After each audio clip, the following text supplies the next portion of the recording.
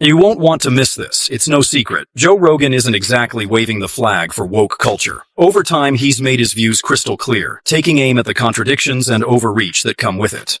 So what goes down when a guest decides to wade into woke territory on his show? Buckle up. We're diving into some unforgettable moments.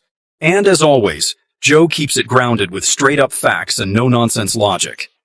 But before we get into it, don't forget to subscribe and sage. This was back in 2021, when Dr. Sanjay Gupta, CNN's chief medical correspondent, made a rare appearance on the podcast. It was one of those uncommon moments where someone from the so-called lamestream media actually stepped into Joe's domain. Naturally, the conversation centered around the pandemic and the big push for vaccinations. But here's the kicker. Just a month earlier, Joe had announced he caught the virus and was taking ivermectin, prescribed by his doctor.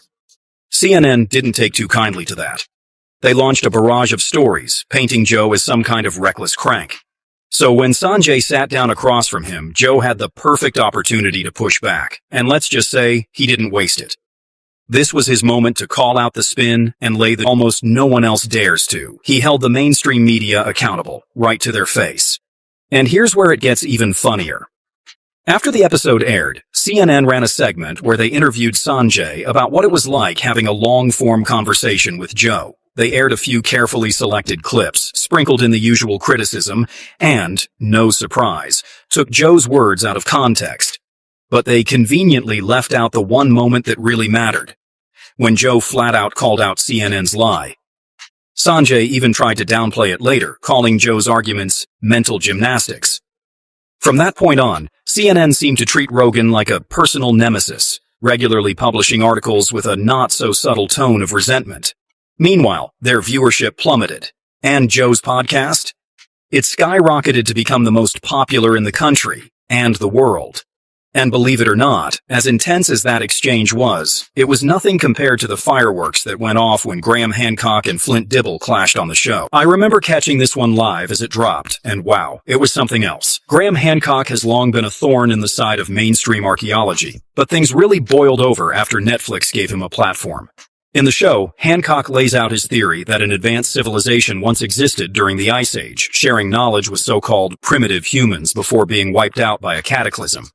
It's the kind of idea you'd expect to see on the Discovery Channel after midnight, but Hancock went prime time. Archaeologists? They were livid. The backlash was intense. They slammed him with every label in the book, dismissed his ideas outright, and, unsurprisingly, never offered him so much as an apology. Honestly, the outrage felt like overkill. Makes you wonder what kind of meltdown would happen if Eddie Bravo landed his own Netflix deal. But what really turned up the heat was Dibble's response, delivered right after being shown a letter on air. Let's just say it didn't help his case. Go back to that. Why would be clear, I'm not here to prove Graham Hancock right, but first, a quick shout out to Flint for wearing that hat, because honestly, without it, I wouldn't have guessed he was an archaeologist. Jokes aside, though, what does someone being more well-known than you have to do with the fact that you resorted to calling them a bunch of nasty names? That's not debate. That's just ego. And when Hancock calmly brought up examples of others who were ridiculed by archaeologists but later proven right, that's when things really got tense. Flint didn't take it well. He got visibly fired up, and the whole vibe shifted.